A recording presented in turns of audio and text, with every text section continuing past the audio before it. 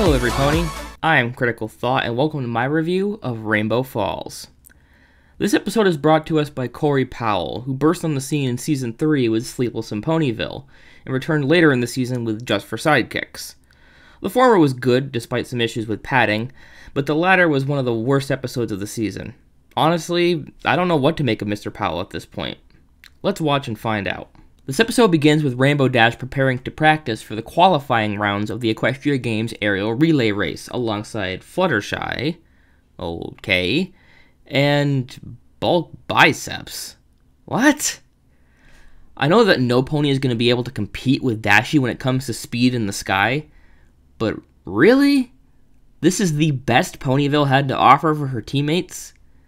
I'm trying to wrap my head around how this makes any lick of sense, and the only conclusions I can come to are A, they both volunteered because they wanted to support Dashie, or B, Dashie hoof-picked them to make herself look good.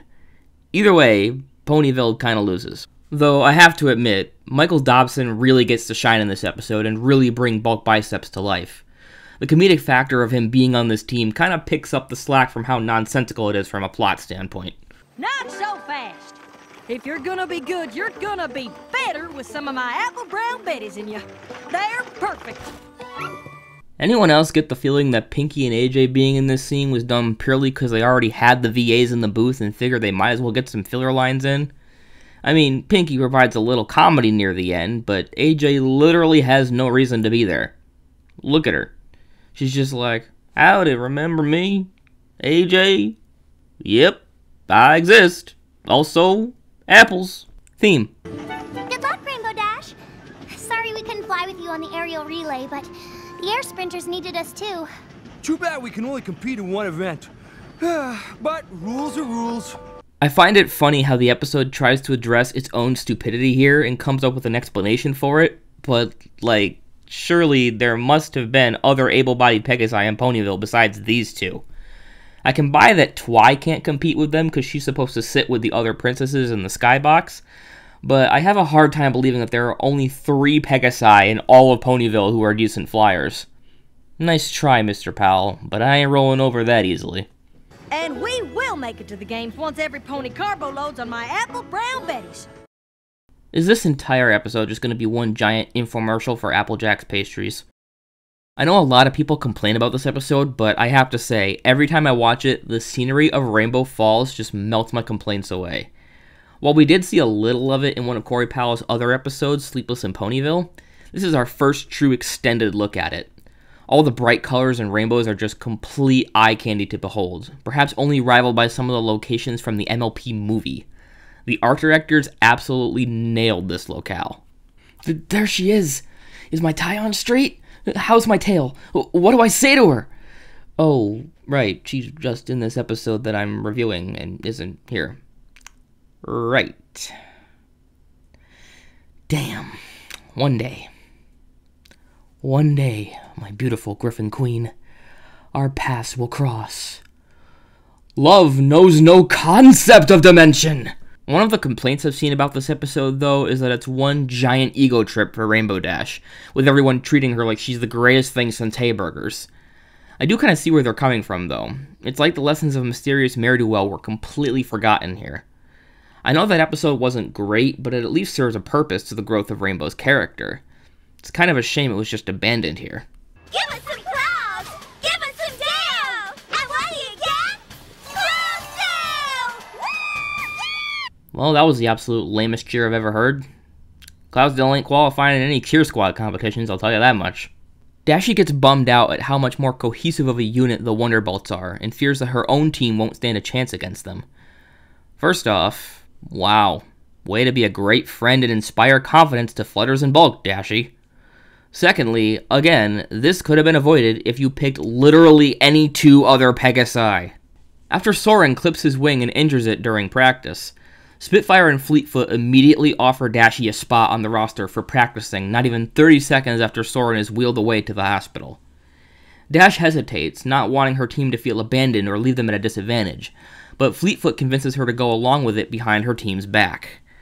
You know, I was about to rip into the portrayal of Spitfire here like I did back in Wonderbolt Academy, because it still seems like the writers can't decide if she's a face or a heel, But sweet Celestia, Fleetfoot is an even worse character. How did she ever become a Wonderbolt with that kind of attitude?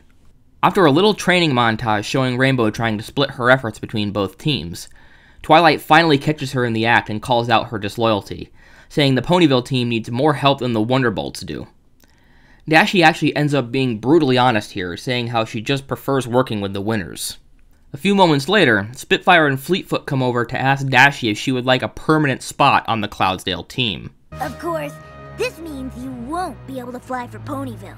But let's face it, even with you on their team, their chances of qualifying for the games are pretty slim.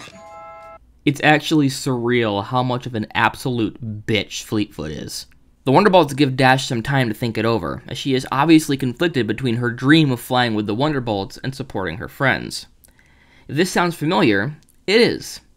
This was the exact dilemma Nightmare Moon pulled on Dashie in the pilot to the entire series, albeit with a different yet equally skilled flight team. The decision was easy for her then, and normally I'd complain about why is it hard for her now, but that's the entire premise of this season.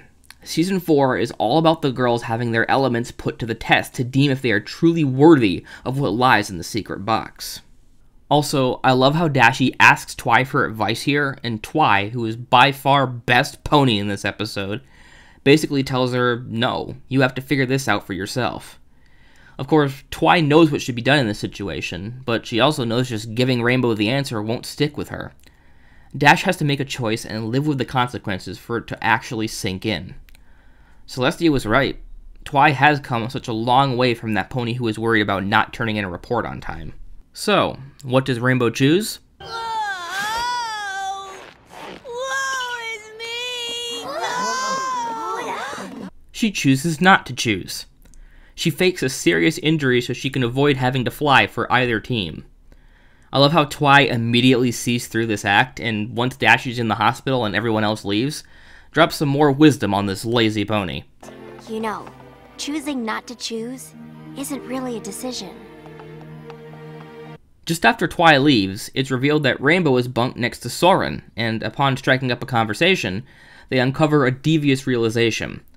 Soren's wing has been healed for a while now, and instead of visiting him to check up on his condition and see if he can fly with them, Spitfire and Fleetfoot abandoned him and went for Rainbow Dash instead, lying to Rainbow that he wouldn't be healed in time for qualifying. This leads to Rainbow Dash having her Rainbow Connection moment while staring at a pennant left behind by her Ponyville friends, as she remembers the importance of loyalty and knows what must be done. You may be a winning team, but you're still not the kind of team I want to be a part of. Huh. Rainbow Dash, you are something. Saw it at the Academy, seeing it again here. We could learn a lot from a competitor like you. What? No! You don't get to be such a-holes the entire episode and then suddenly turn on a dime. Learn a lesson, sure, but this is just way too much change too soon. Of course, both Ponyville and Cloudsdale qualifies for the Equestria Games. Also, my majestic waifu qualifies too. No one can pass a baton like you can, my winged angel from the heavens.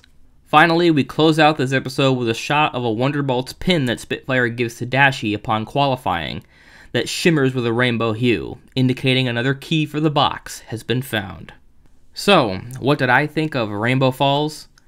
Honestly, I don't get what the big deal is and why everyone hates this episode so much. Is it a masterpiece? No, but most episodes aren't. Are there some plot decisions that basically force the story forward? Sure. Are there instances of Dashie being way more egotistical than usual? Yes. Are the Wonderbolts kind of poorly written here? Yep. Is this a 22-minute commercial for Applejack's Apple Brown Betties? Absolutely. But honestly, it doesn't detract from the overall enjoyment of the episode. The location is breathtaking, the conflict is still engaging despite being a little bit contrived. Twilight gets an amazing opportunity to showcase her growth in just a few lines. The comedy was on point and the lesson was valuable, even if it's one we've already been taught before. I'm going to go against my fellow reviewers here because I'm giving this episode a watch it once rating.